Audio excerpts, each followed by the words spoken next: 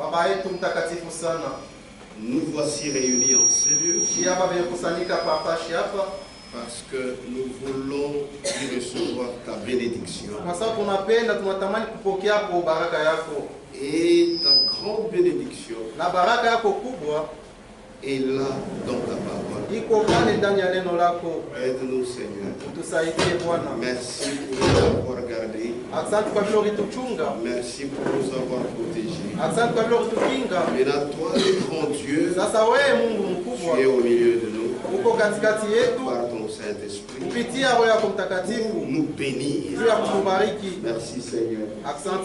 C'est dans le nom de Jésus-Christ que nous te prions ici. Amen. Amen. Nous lisons dans 2 Corinthiens, chapitre 6.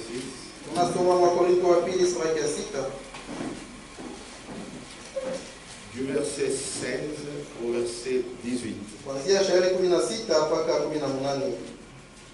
Quel rapport y a-t-il entre le temple de Dieu et les idoles? Car nous sommes le temple du Dieu vivant. Comme Dieu l'a dit, j'habiterai et je marcherai au milieu d'eux.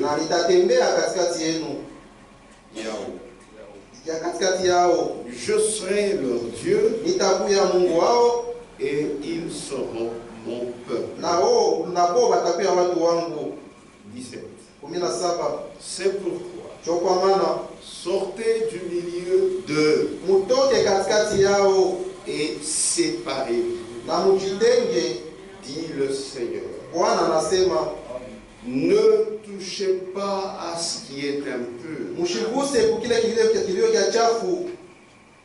et je vous accueillerai.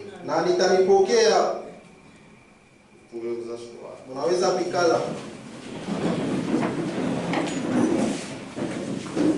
Mon thème, je vais tirer du verset 17.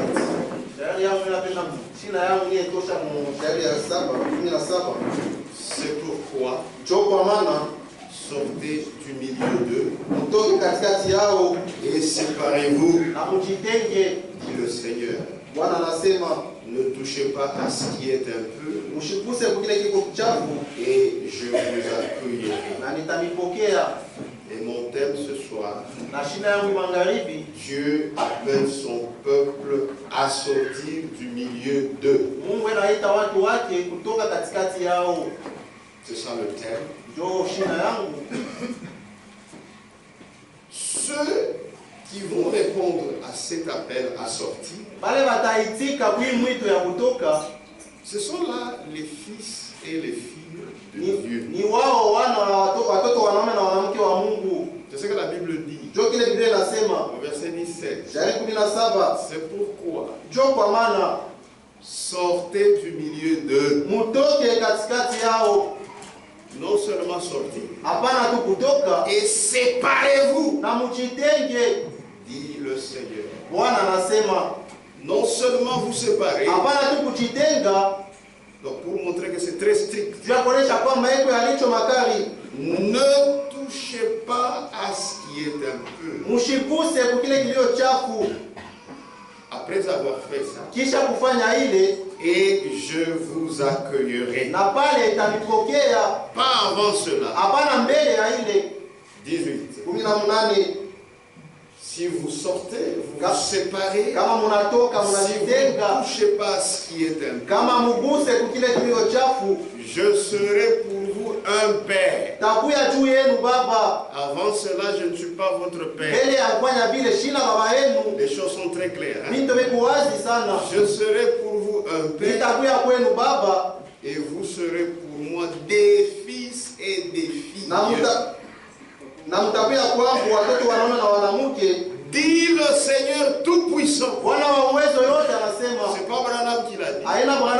C'est Dieu lui-même. Le Dieu Tout-Puissant. Amen. Amen.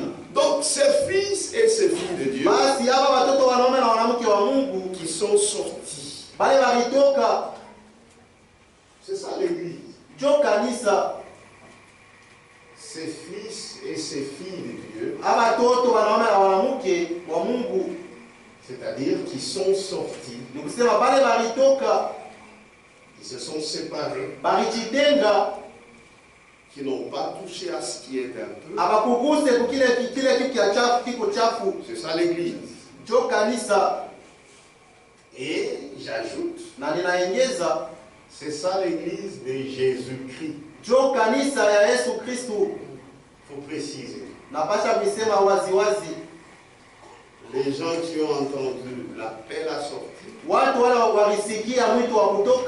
qui sont sortis, qui se sont séparés, qui n'ont pas touché à ce qui est un peu, qui continuent à ne pas toucher à ce qui est un peu.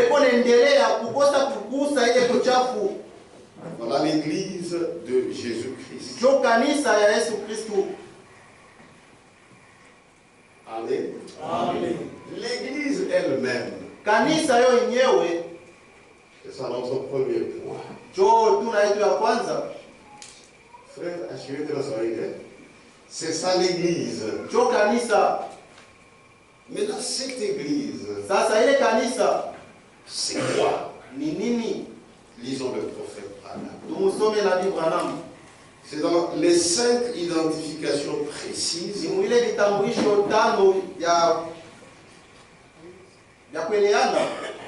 de la véritable église du Dieu vivant.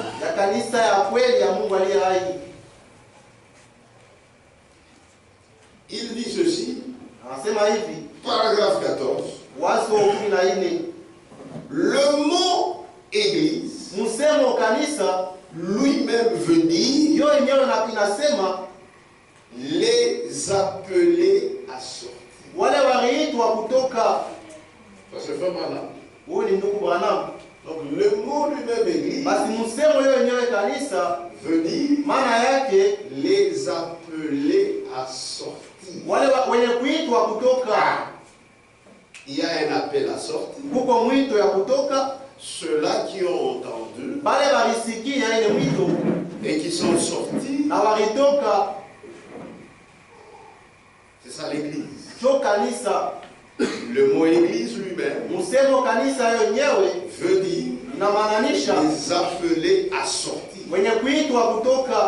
Qui les appelle à sortir? C'est Dieu lui-même. C'est pourquoi là où nous avons lu, on dit le Seigneur Tout-Puissant. Donc cet appel à sortir, celui qui lance cela, ce n'est pas un homme, c'est Dieu lui-même. Maintenant, pour bien comprendre l'église, puisque nous en parlons, l'exemple nous est donné dans la Bible. C'est celui d'Israël. Dans l'Ancien Testament, Israël s'était retrouvé en Égypte. Au début, c'était bien. Et après, un autre pharaon est passé. L'église commençait maintenant à souffrir. Israël commençait maintenant à souffrir. C'était une grande souffrance. Eux-mêmes ont commencé à crier vers Dieu. C'est-à-dire la souffrance avait exagéré. Dieu, il avait déjà fait un plan que même si Israël irait là-bas, lui-même, au temps marqué, il descendrait lui-même pour délivrer Israël. Amen. Amen. Et les temps étaient venus. Comme lui Dieu, il regarde toujours à son plan pour exécuter ce qu'il a conçu. juu ya kutimiza kile yeye alitunga kama mapo. Quand les temps étaient arrivés, Wakati ilifika, nyakati ilifika. et c'est vrai, il est descendu. Na ni kweli alishuka. Exode, Kutoka chapitre 3. sura ya 3 verset 7. shairi 10 shairi ya 7. L'Éternel dit, Wa milele akasema, j'ai vu la souffrance de mon peuple ninaona mateso ya watu wangu qui est en Égypte, wenye kuya kumisri, et j'ai entendu les cris que lui font pousser ses oppresseurs. na ninasikia malalamiko hiyo wale kwa mteso wale kwa mfanya Car malalamiko, je connais ses douleurs. kwani ninajua maumivu yake. Je suis descendu Ninashuka pour le délivrer juu ya kufungula de la main des Égyptiens. toka mkono wa Qui est descendu? nani alishuka? C'est Dieu lui-même. Ni Mungu yeye mwenyewe. Je suis descendu Basi ninashuka pour le juu délivrer ya kuwafungula de la main des Égyptiens. toka mkono wa Misri. Au verset 9. Voici les cris d'Israël Nasema malalamiko ya Israeli sont venus jusqu'à moi, ilikuya mpaka kwangu, et j'ai vu l'oppression na niliona mateso que leur font souffrir les Égyptiens. ile wa Misri weko na wafanya wateswe. Lui, il est descendu, Yeye alishuka, mais il envoie un homme, lakini anatuma mtu Moïse. Musa. Au verset 10. Shairi ya 10. Maintenant, Sasa va, wende, je t'enverrai auprès de Pharaon, nitakutuma kwa Farao, et tu feras sortir d'Égypte mon peuple, na utatosha Mumisri watu wangu, les enfants d'Israël. wana wa Israeli. Que Dieu vous bénisse. Mungu amebariki. Donc, lui-même, Dieu est descendu. Basi yeye mwenyewe Mungu alishuka Et il envoie Moïse. na anamtuma Musa, Il lui dit, akamwambia je t'enverrai auprès de Pharaon. nitakutuma kwa Farao. Pour quelle mission? Juu ya kazi gani? Tu feras sortir d'Égypte mon peuple, Utatosha Mumisri watu wangu, les enfants d'Israël. wana wa Israeli. Au verset 19. Shairi 19. Je sais Ninajua que le roi d'Égypte ne vous laissera point aller ya kwamba mfalme wa Misri hataniacha mwende, si ce n'est par une main puissante. isipokuwa tu kupitia mkono ya Donc uwezo. ce n'est pas toi Moïse, Basi haina wewe Musa, c'est moi-même. ni mimi mwenyewe, Puisque Pharaon n'acceptera kwa pas sababu Farao hataitika si ce n'est par une main puissante. isipokuwa tu kupitia mkono ya uwezo. Amen. C'est la vérité. Ni ukweli. Et Na il devait aller là-bas alipashaka kwenda kule pour accomplir la mission. juu ya kutimiza ile kazi. Cette mission, Ile kazi c'est d'appeler ni kuita un peuple de Dieu watu wa Mungu à sortir de l'Égypte. kutoka Mumisri, Et celui qui doit les faire sortir de là, na ule anapasha kubatosha mule, ce n'est pas Moïse, haina Musa, c'est Dieu lui-même, ni Mungu yeye mwenyewe par Moïse. kupitia Musa. Amen.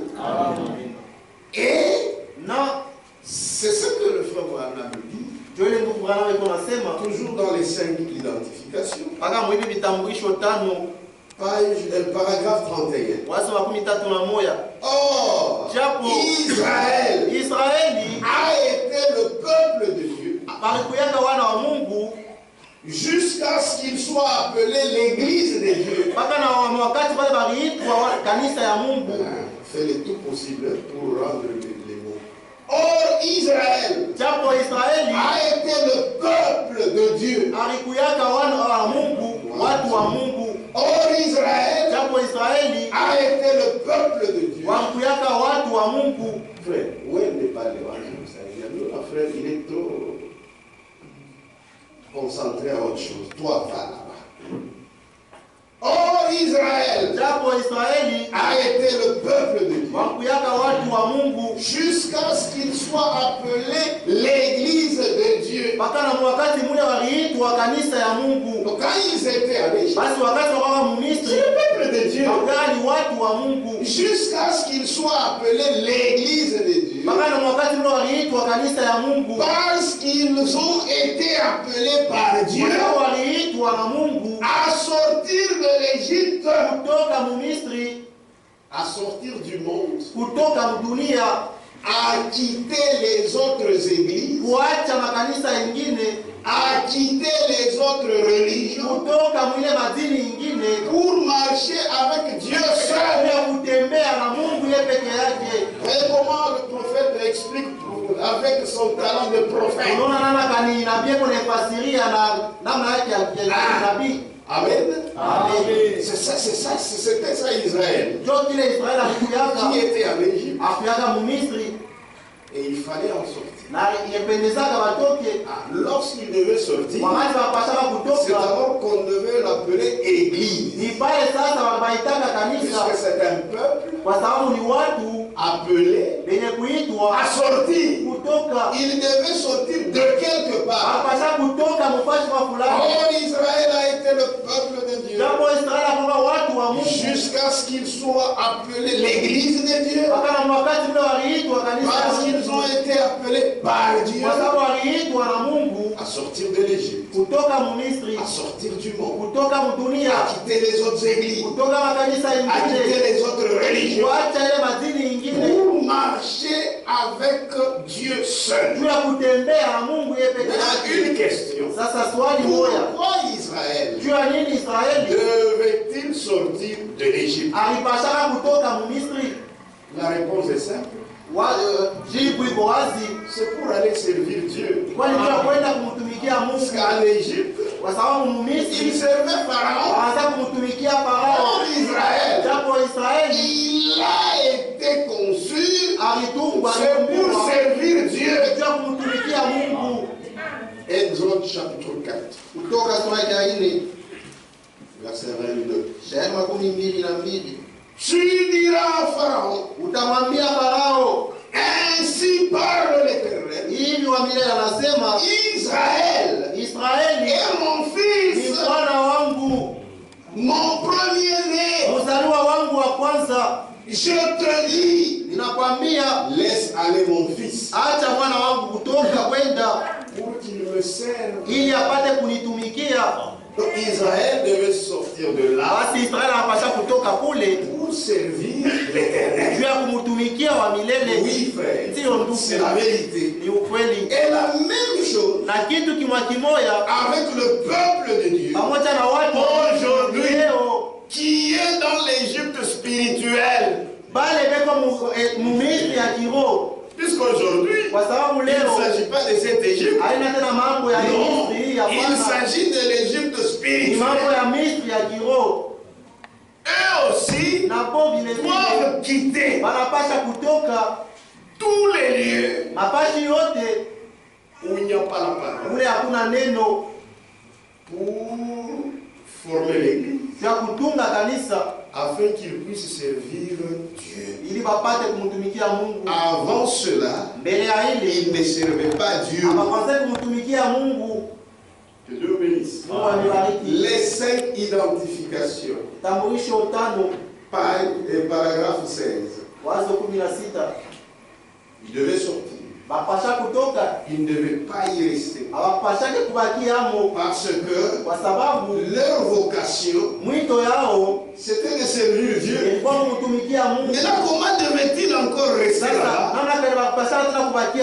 Non. Il devait sortir. Puisque rester là-bas, ça ne pouvait pas être possible. Amen. Je disais les 5 identifications. Paragraphe, je dis quel paragraphe? Paragraphe 16.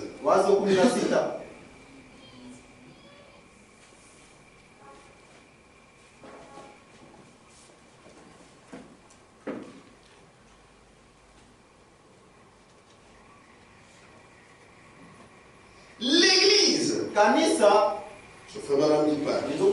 l'église est le peuple de Dieu qui a été appelé à sortir du monde pour servir dans un autre royaume. ufalme kutumikia ufalme ingine. Là où ils étaient, c'est vrai, ils servaient, mais ils ne servaient pas Dieu. Maintenant, il y a eu un appel à sortir pour qu'ils sortent et qu'ils viennent pour servir dans un autre royaume. Est-ce que vous connaissez cet autre royaume? C'est ça l'église de Jésus. Frère Branham dit, il a lu quelque part où on dit que l'église, c'est le royaume messianique.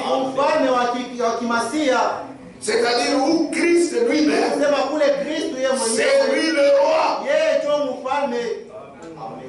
Donc il fallait qu'il sorte là où les hommes règnent, là où Pharaon règne, qu'il puisse venir là où Dieu lui-même règne. Là, que représente l'Égypte? Frère Franck explique. Il dit l'Égypte, ça représente d'abord le monde du péché.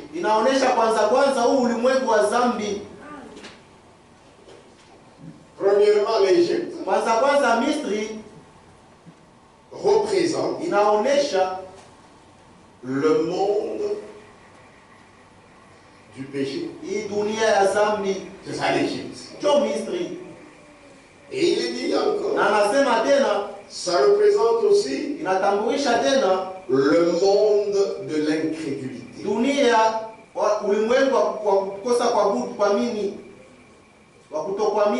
Ah, le monde de l'incrédulité. Et aussi, l'Égypte représente la nature mondaine.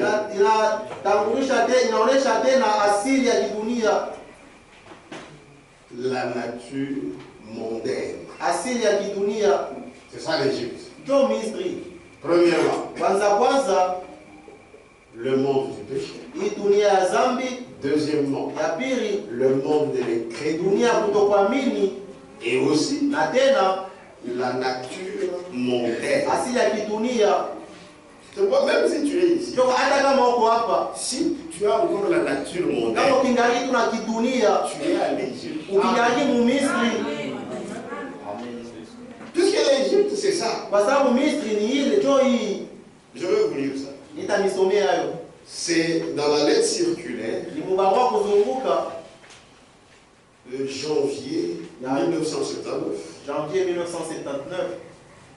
Dans mon condensé ici, c'est 312, page 312.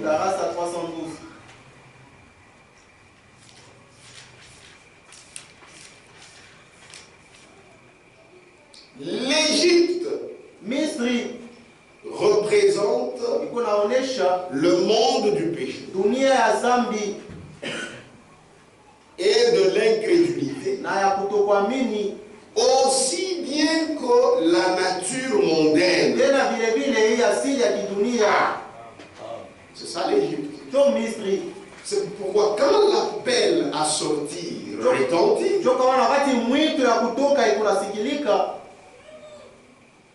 le peuple de Dieu doit quitter le monde du péché, le monde de l'incrédulité. Le monde de l'incrédulité, c'est là où il y a les sectes religieuses. Les gens disent, nous sommes des Jésus, mais quand on leur présente la parole, ils refusent. Amen. Amen. Et il y a aussi la nature mondaine. Vous pouvez quitter. Nous te voyons physiquement. Mais alors qu'à l'intérieur, il y a toujours l'incrédulité. Il y a toujours le monde du péché. Il y a toujours la nature mondaine. Mais Dieu seul connaît son Église. église. Que Dieu bénisse. Comme Israël est sorti de l'Égypte naturelle, nous aussi, nous devons sortir de l'Égypte spirituelle.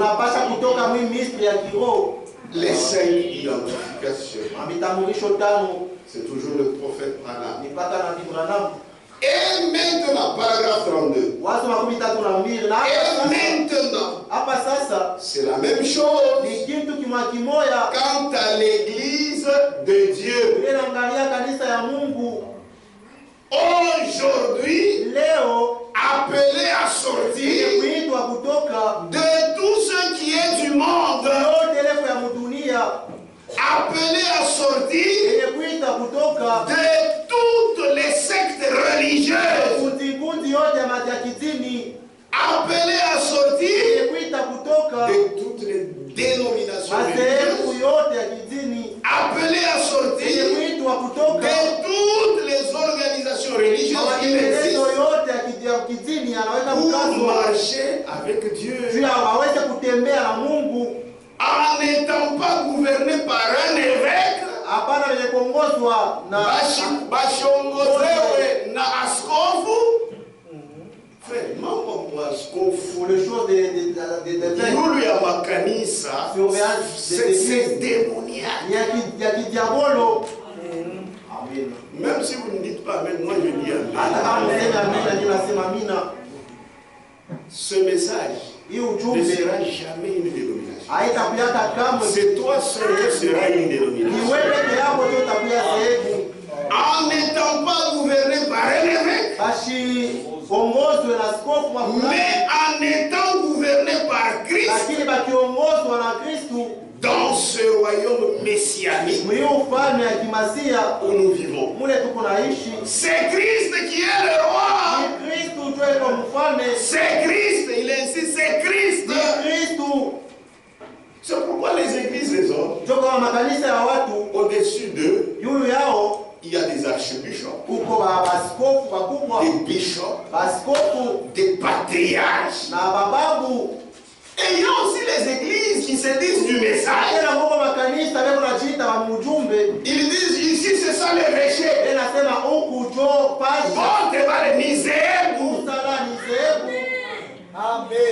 La dénomination, c'est ce qui n'est pas la parole. Amen. Ne prenez pas les photos de Branham. Vous vous couvrez de ces photos.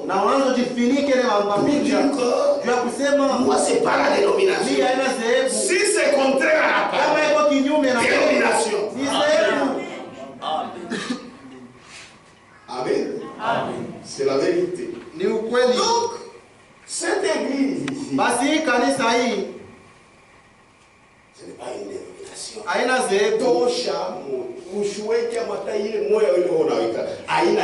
Ce n'est pas ça. Cette église, c'est ceux-là qui sont sortis. D'ailleurs, maintenant, les gens qui sont réellement conduits par Dieu, ils ne peuvent pas confondre l'église de Dieu avec une dénomination. Peut-être dans les années 50, 60, mais pas maintenant. Les choses sont claires. Allez-y, il n'y a pas la parole. Il n'y a rien. Quand vous l'attaquez un jongo, ce sont leurs affaires. Que Dieu vous bénisse. Pourquoi Dieu a donné cet appel à sortir? Amen. C'est parce qu'il savait qui avait son peuple. Il faut qu'ils en sortent. Que Dieu vous bénisse. C'est la vérité. Ce n'est pas une dénomination. Écoutez ce que Franck dit. Dans le conseil de Dieu. Page 6. Écoutez. Si le terme église est utilisé dans la Bible, si ce terme église est utilisé dans la Bible, Il ne peut être question d'une dénomination ou d'une organisation quelconque créée par les hommes. Non.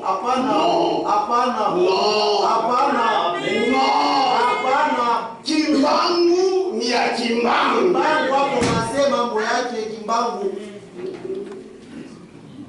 C'est pour Kimbangu. C'est fini. J'ai une vision.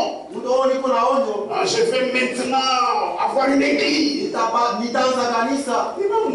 Ce sont des affaires. Et ce sont ces églises qu'il y a partout. Une affaire privée.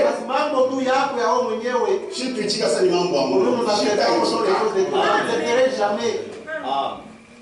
Amen. C'est la vérité. Si le terme église est utilisé dans la Bible, il ne peut être question d'une dénomination ou d'une organisation quelconque. Jésus-Christ a payé le prix du salut par les souffrances, par ses souffrances et sa mort. Et par cela, il a acquis l'Église par son sang. Alléluia. C'est de cette Église dont il s'agit. Si tu enseignes cette Église-ci et les gens des dénominations s'y retrouvent, tu as mal prêché. Amen. C'est dur, mais c'est la vérité. Et c'est le moment d'en parler fortement. Jésus-Christ a payé le prix du salut par ses souffrances et sa mort. Et par cela, il a acquis l'Église par son sang. C'est la vérité. Je le crois. Amen. Comme Dieu, ce qu'il fait maintenant, c'est le plan qu'il a arrêté de toute éternité. Il n'y a rien qui surprend. Depuis l'éternité, cette église était dans les pensées de Dieu. Amen. C'est la vérité. Dieu vit comment lui-même se ferait un homme et il verserait son sang pour cette église. Et Papa dit quelque part, si vous croyez que Jésus-Christ peut verser son sang pour quelqu'un d'autre, non, c'est pour son église. Amen. C'est la vérité. Et cette œuvre de la croix reste la même œuvre pour tous les temps.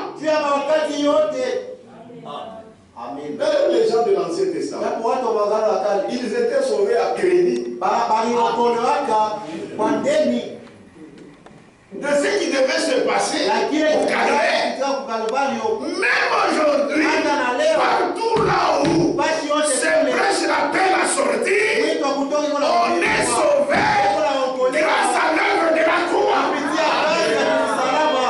Amen. C'est la vérité. Dans chaque génération, il connaissait qui croirait et qui ne croirait. Amen. C'est la vérité.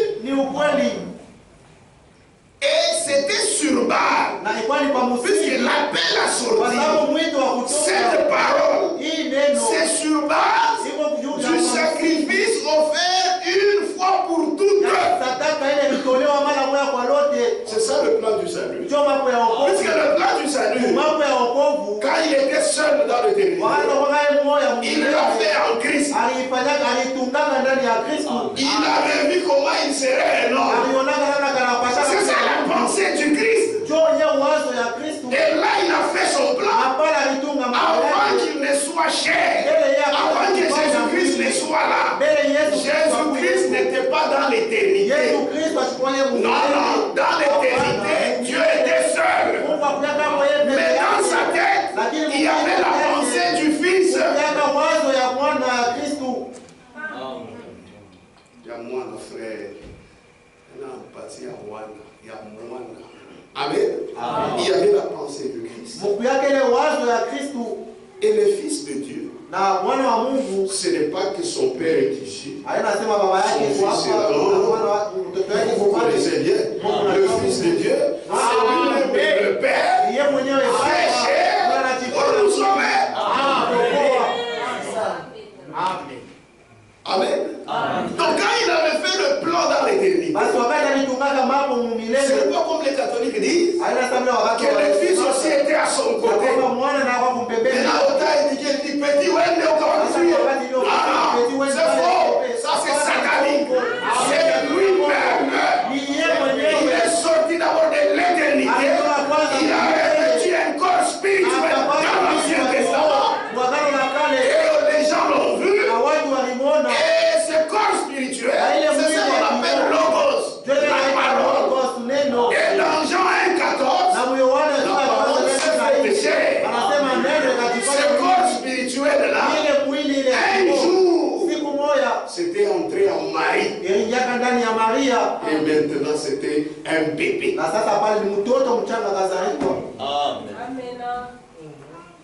Que Dieu vous bénisse. Donc même ce message, c'est sur Christ. Puisque tout le plan que Dieu avait fait, c'était en Christ. Toi, tu n'étais pas dans l'éternité. Qui était dans l'éternité? Mais nous étions dans ses pensées. Même quand on chante, c'est dans les pensées. Ce n'est pas que nous, si nous étions là-bas, oui, donc Jésus aussi était là. Oh, il n'y avait que Dieu seul. Avec ses pensées, en Christ, c'est ça le plan du salut. Amen. Je pense que c'est clair. Hein? C'est la vérité. C'est ça le plan du salut en Christ. Écoutez comment mon père. Est-ce que vous suivez, frère? Amen. C'est le lever du soleil. Il avait prêché ça le 18 4 1965. Ça c'était après l'ouverture des soirs. Là il comprend bien l'ouverture des soirs. Pas les zéros, je pense la piété. Il ne tolérait pas la dénomination. Écoutez. Est-ce qu'on est ensemble? Est-ce qu'on est ensemble? Qui comprend? Que Dieu vous bénisse. C'est le lever du soleil, page 22. Écoutez, très important. Cette église-là, c'était déjà dans le plan. Écoutez ce qui est. Est-ce que j'ai donné page, paragraphe? Page 22, paragraphe 137. C'est pas tout 137, frère. Mais nous, nous sommes ça, on soit. Pour la semaine, on a dit français, l'anglais. C'est pareil pour Dieu. Il est le grand aigle. Dans ses pensées, il savait qu'il aurait une église.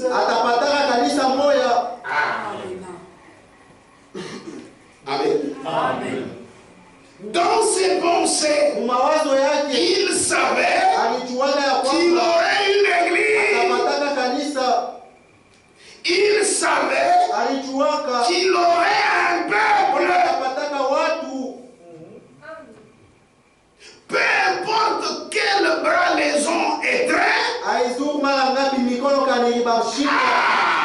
peu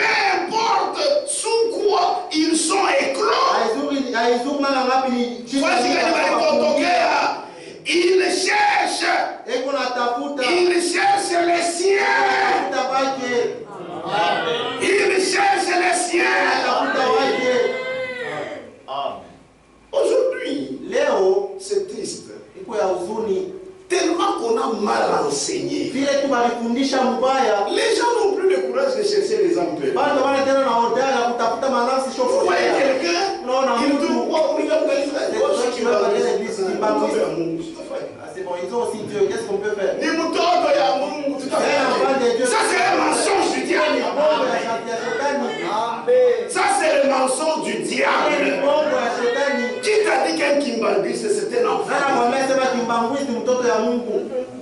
Ah, où habite au Chaval? Toi tu sors ça où? Amen. Amen. S'il n'y a pas des gens qui parlent comme ça, c'est compliqué. Dans ses pensées, il savait qu'il aurait une église. Il savait qu'il aurait un peuple. Peu importe quel bras les ont étreints. Peu importe sur quoi ils sont éclos. Ils cherchent. Ils cherchent les siens. Il donnait l'exemple de cet aigle-là, mais qui cherchait. Alléluia. Que Dieu vous bénisse. C'est la vérité. Donc cette église, même quand l'appel à sortir sort, c'est conforme à la parole. Puisque ce qui a été retenu dans l'éternité, arrêté dans l'éternité, ça s'accomplit, c'est dans le temps. Que Dieu vous bénisse. D'abord, dans l'Ancien Testament, sa pensée, Dieu l'a inspiré par les prophètes. C'est pourquoi Frère Branham me dit, dans tous les sens, si vous lisez l'Ancien Testament, ça ne pointait que Christ. Puisque c'était la pensée de l'éternité, la parole, c'est la pensée exprimée. Et même les gens du Nouveau Testament, les apôtres, ils n'ont eu qu'un seul fondement.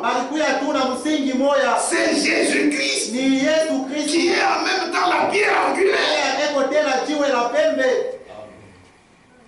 C'est pourquoi si tu prêches ce message en dehors de Jésus-Christ, pour la bicotola, ouais, mon message, on a mon Dieu. Dans le message, comment tu vois Branham?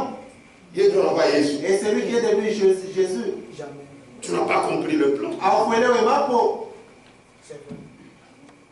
Frère, il y a des gens qui ont la pensée de Christ, comme Paul le dit. Cette pensée de l'éternité, nous l'avons par sa grâce.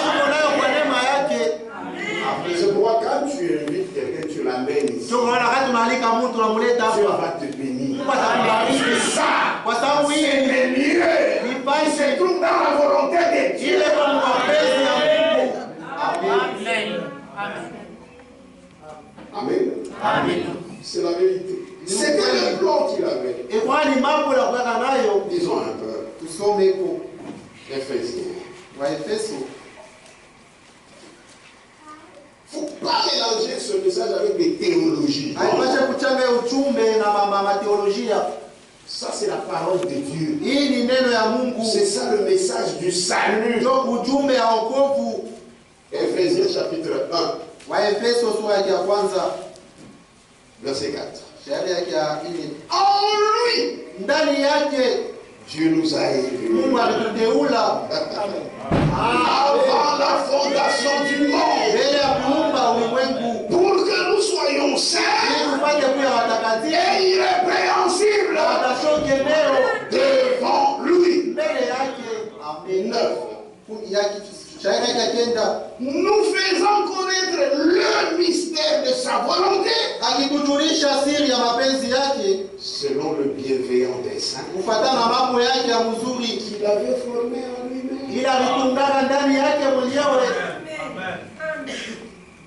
Il n'avait pas réuni, il a réuni le Fils et le Saint-Esprit ensemble. Lui a fait les conseils avec lui-même.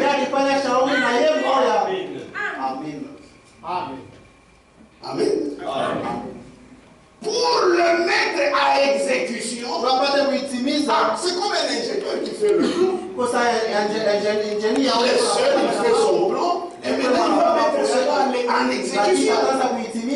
Pour le mettre à exécution, lorsque les temps seraient accomplis.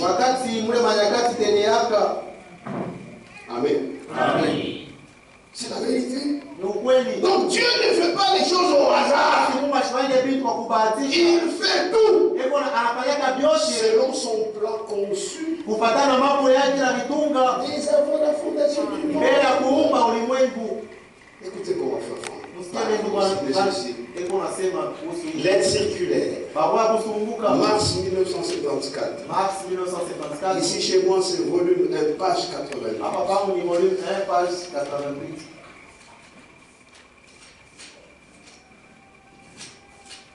Écoutez. Il commande Éphésiens 1. Dans Éphésiens 1, il écrit au véritable croyant, Dieu. Donc, il écrit au véritable croyant. Non, c'est Paul. Il écrit au véritable croyant au sujet de l'élection.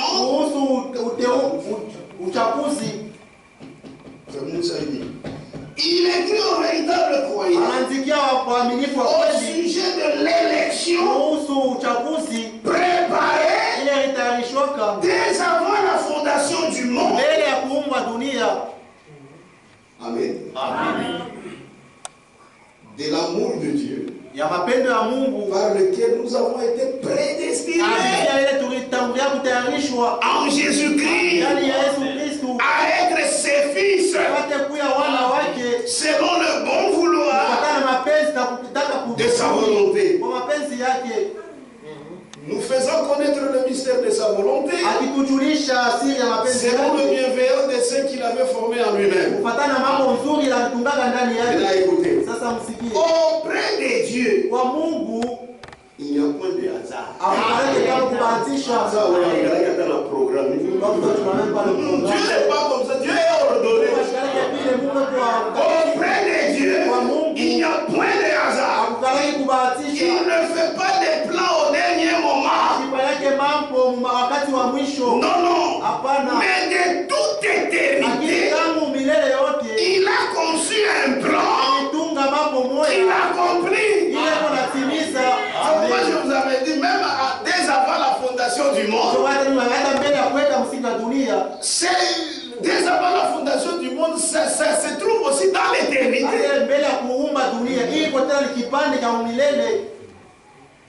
Pourquoi il faut dire Franck? Si tu es prédicateur, lis Franck. Ce ministère nous a beaucoup aidé. Dieu ne l'avait pas envoyé pour rien. Amen. Il est parti. Mais nous en sommes restés avec lui.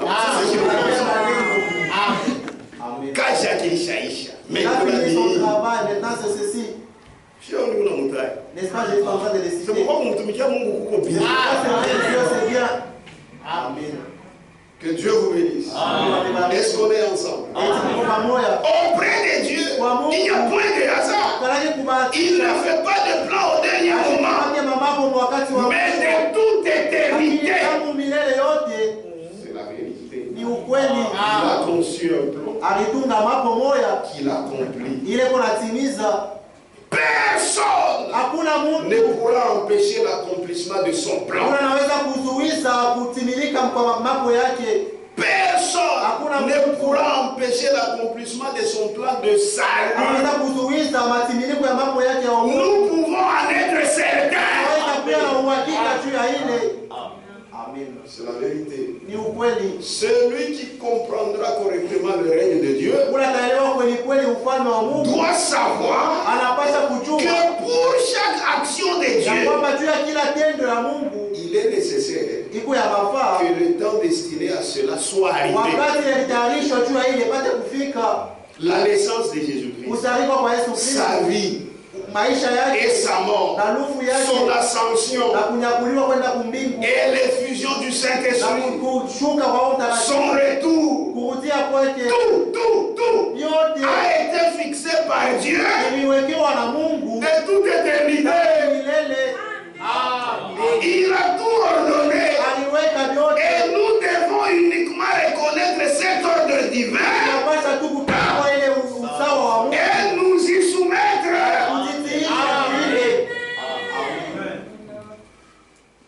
Amen. Frère, donc ce sont là les choses de Dieu. Il n'y a pas autre. Si toi tu vois autre oignon, je moi j'irai là-bas. Amen. Mais il n'y a pas. Ce sont là les choses de Dieu. Que Dieu vous bénisse. C'est la vérité. Donc de toute éternité, Dieu avait vu cette église, les appeler à sortir. Les appeler à sortir de tout ce qui n'est pas là-bas. Pour être des fils et des filles de Dieu. N'ayez pas peur. Pour être des fils et des filles de Dieu. C'est pas vous qui avez écrit. C'est la Bible. C'est-à-dire, tous ceux-là qui sont des semences prédestinées, comme moi. Moi je suis une semence prédestinée. J'avais entendu l'appel à sortir. Je suis sorti. Toi aussi, tu es une semence prédestinée. Tous ceux qui sont des semences prédestinées entendront l'appel à sortir et sortiront pour former l'église de Jésus-Christ. Ils sortiront. C'est la vérité. Et dans chaque âge, il y a l'appel à sortir. Dans chaque âge, il y a l'appel à sortir. Le frère Branham dit, il y a une portion de la parole pour chaque âge. Et tout cela s'accomplit sur base de ce que Jésus a fait à Amen. C'est ça le message de l'heure. L'appel à sortir, c'est quoi? C'est le message. C'est ça l'appel à sortir. Amen. C'est le message de l'heure qui est basé sur la résurrection de Jésus-Christ. Écoutez, c'est le lever du soleil. Amen. Page 12. Paragraphe 69 jusqu'à 72. Écoutez, frère Branham, comment il va? Il vous a racheté une semence qui était connue d'avance de Dieu, dont les noms ont été mis dans le livre de vie de l'agneau avant la fondation du monde. Et cette lumière de l'évangile, alléluia, de la résurrection, ce message, c'est cette lumière de la résurrection. Amen. La confirmation de la parole. Qu'est-ce qui me fera reconnaître que c'est le message? C'est le message de l'heure.